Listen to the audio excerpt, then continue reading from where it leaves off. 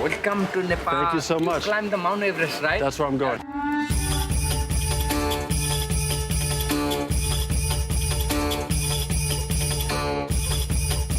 Kathmandu.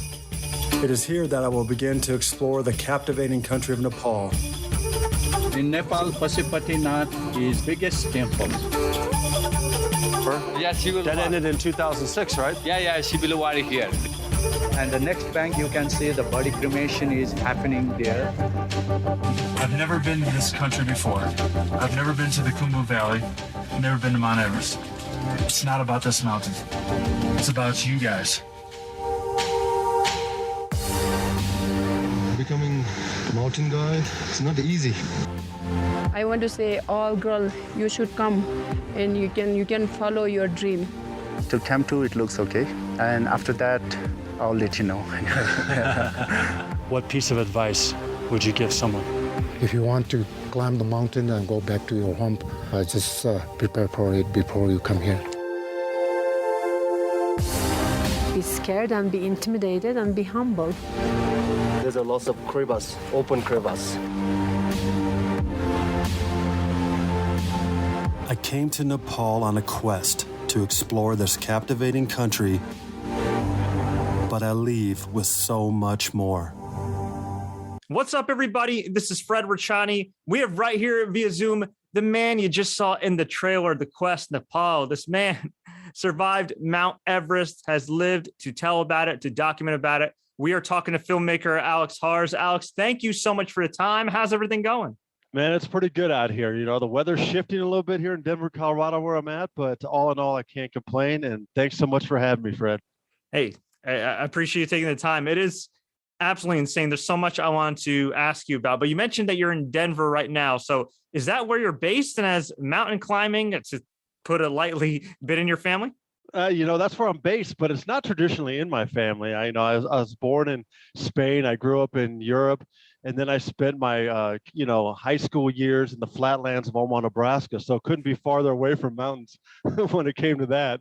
But ultimately, this is where I ended up at, and this is where the Quest production is now based out of.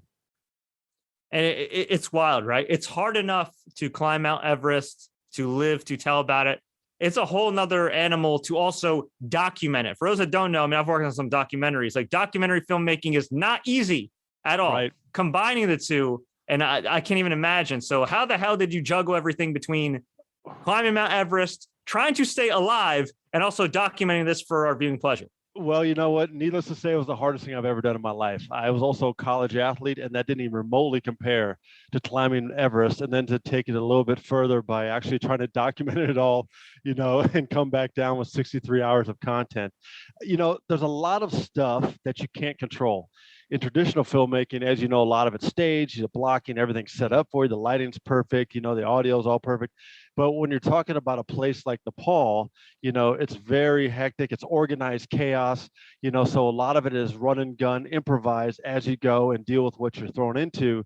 And then you just ramp it up times 10 once you get to Everest, because your batteries can freeze, your camera might not turn off, they might fog up, you have to worry about avalanches and all kinds of other things while you're trying to film at the same time, and also climb, like you said, stay alive. So needless to say, it was about as challenging as you can imagine.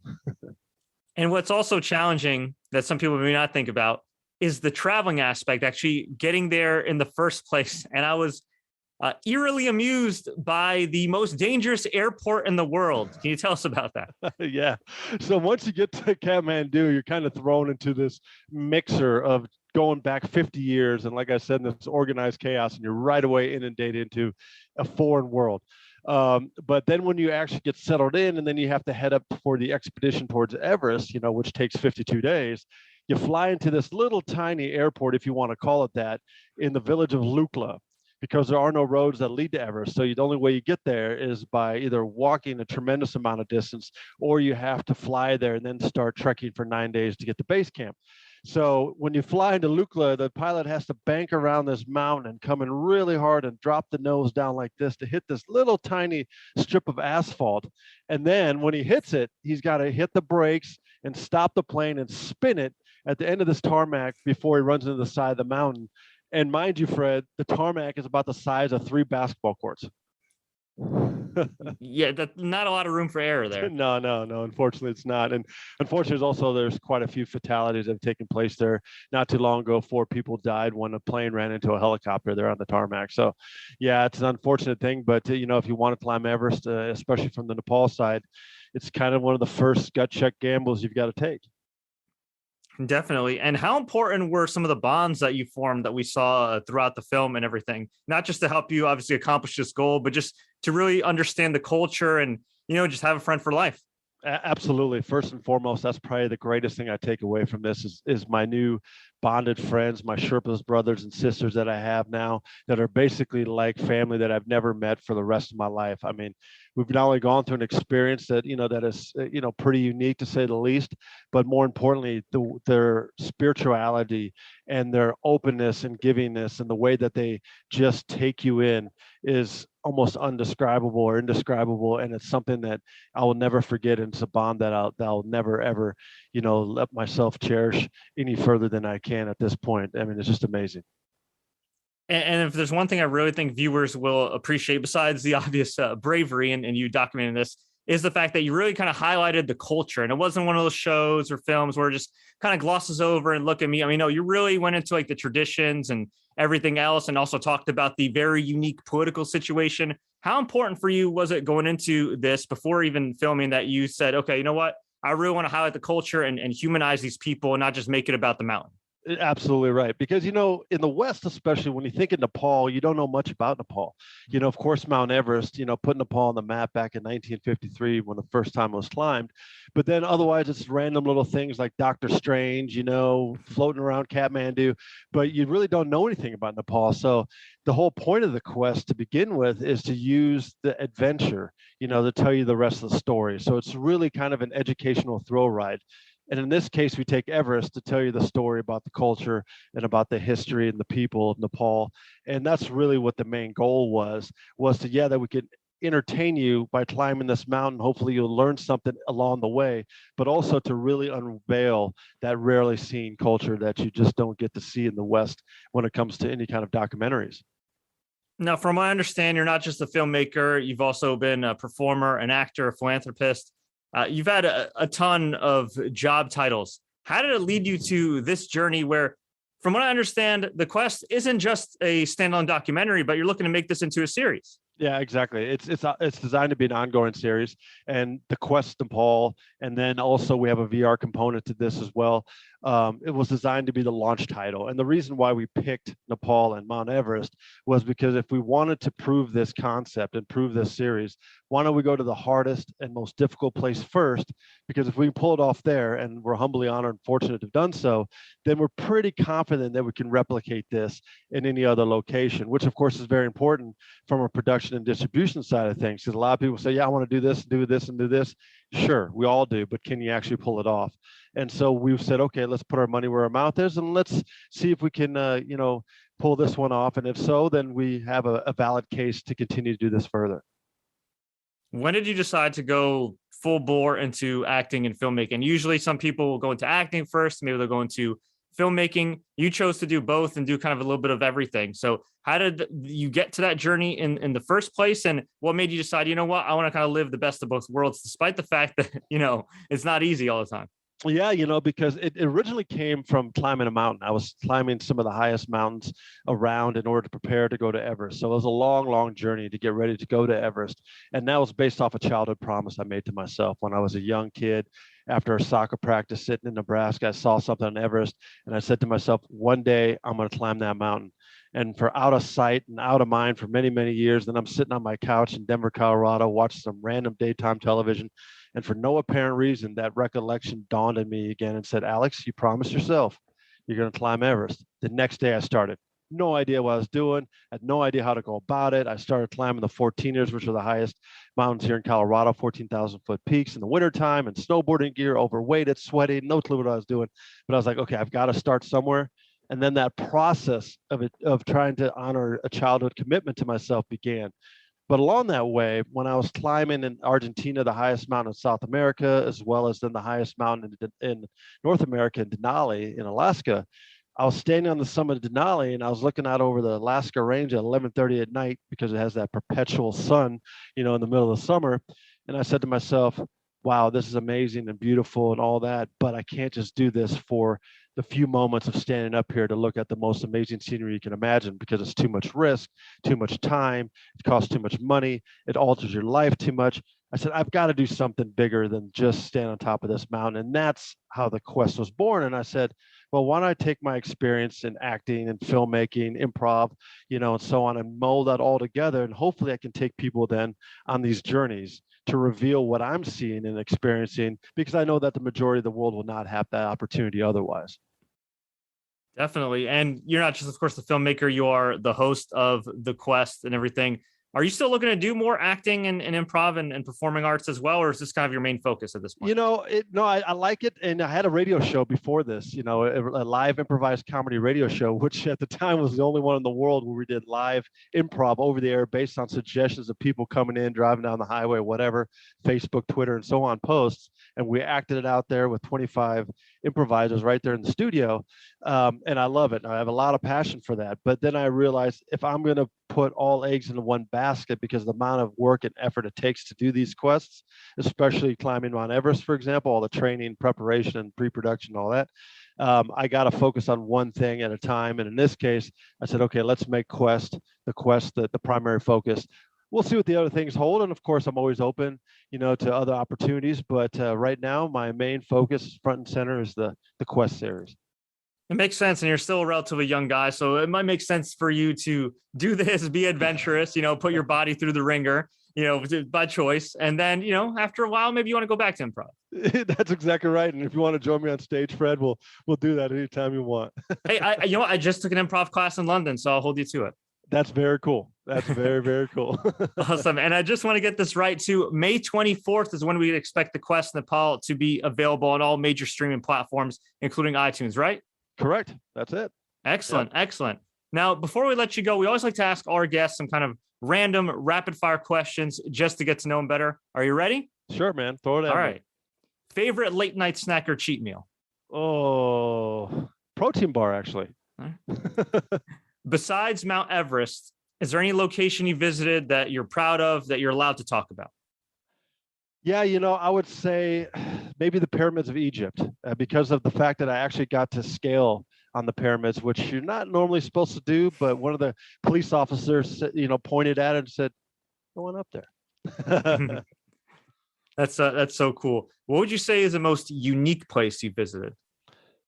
Well, it's hard to top Everest from that perspective. But some of the places like South Africa, Sterkfontein, which is the cradle of life, where they found, for example, the first Australopithecine species, with the convergent species between man and ape. That was pretty unique, because now you're going back 6 million years into history.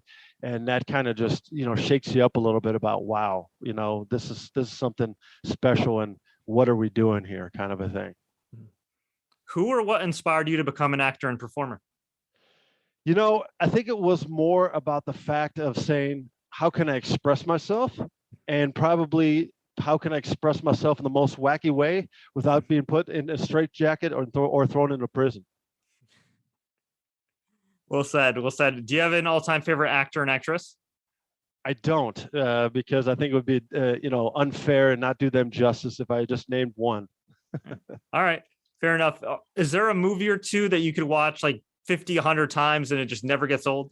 I tell you what, the movie that I have watched 50, 100 times, it never gets old. And it's not necessarily because it might be the best movie, but it just was kind of something that resonated me, at a younger years, where the Blues Brothers. It was just wacky, crazy. And my friend and I, we would recite the lines from it. And so, yeah, I think that's probably the movie I've seen the most and dipped my teeth in the most.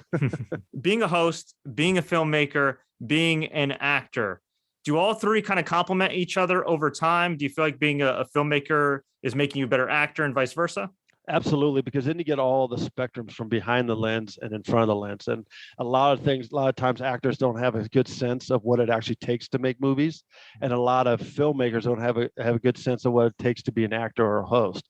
So being able to do all three of those things, I think helps in the long run, because then you can relate to everybody on set, everybody, in the crew, and also make it also easier to interact with those different elements of a production. What would you say was your first real break in acting or performing? One that kind of really led you to this path where you eventually became a filmmaker?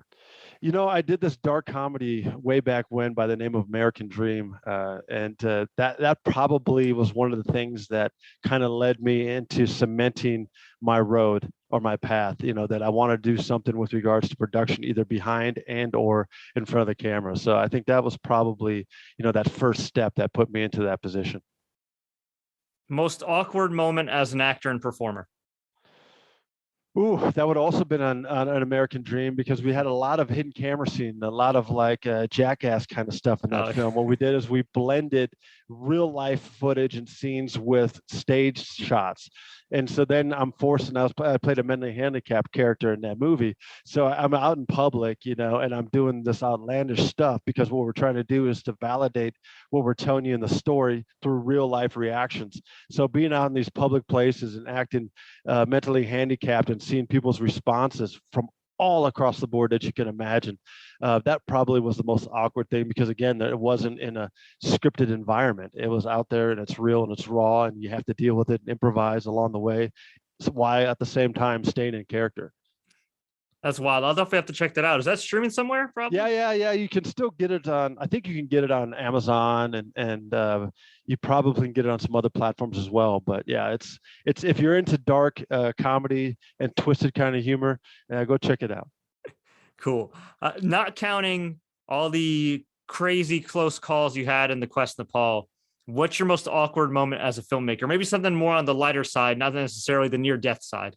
Yeah, I think some of the more awkward moments is walking into situations that you didn't expect, right? You go and say, okay, we're going to go film this, or I got to walk in and I got to be in part of this scene, and you didn't expect it. And then all of a sudden some random stuff happens.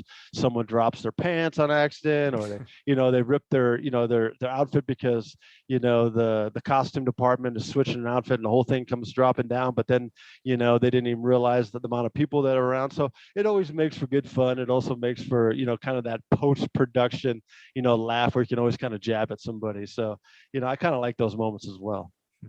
Yeah, definitely on the lighter side, and, not having to worry about avalanches and things like that. Crevasses and stuff like that. Yeah, absolutely. Yeah, I would much rather have a wardrobe malfunction than get hit with a giant sheet of ice. So no question about it. No question about it.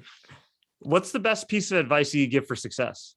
You know what I think Everest kind of taught me, or should I say reiterated what my original beliefs were on success. And the one thing is that it's not about Everest. It's about your own personal Everest, trying to conquer whatever that is to you, because there's always something in your life that you can make into your personal Everest. And if you're willing to set out and be hyper-focused at it, you may or may not be able to, but you at least give it a good opportunity and chance to conquer your own personal Everest. And to do that, in my opinion, you have to go 20% harder than anything you've ever done in your life. Because if you want to make it to the top of Everest, you have to go 20% harder than anything you've ever done in your life. But that's also a difference between living and dying. So these are more of the extreme scenarios and how it relates, because you're on Mount Everest, but you can then take that with you, and people can say, okay, if I just go harder, I know I can go 28% more hours in the day. I can go 20% less sleep. I can go work out 20% harder if I had to. And I can also be mentally focused at the job at hand 20% harder if I had to get this done, whatever that is that you're trying to achieve. That's awesome. Love that. And in one line or less, why should people check out the Quest Nepal? Well, because I think it's really an epic educational thrill ride to the top of the world. And I think and hope that you will learn something along the way. The Quest Nepal, May 24th, available on all major streaming platforms. Alex, thank you so much for your time. Where can we find you online? Well, you can find me online at alexharz.com, or you can Google me if you want, or you can go to thequestnepal.com and you can see me splattered all over there too. Excellent. Easy enough. Alex, thank you so much, man. Greatly appreciate it, Fred. And you have a good day.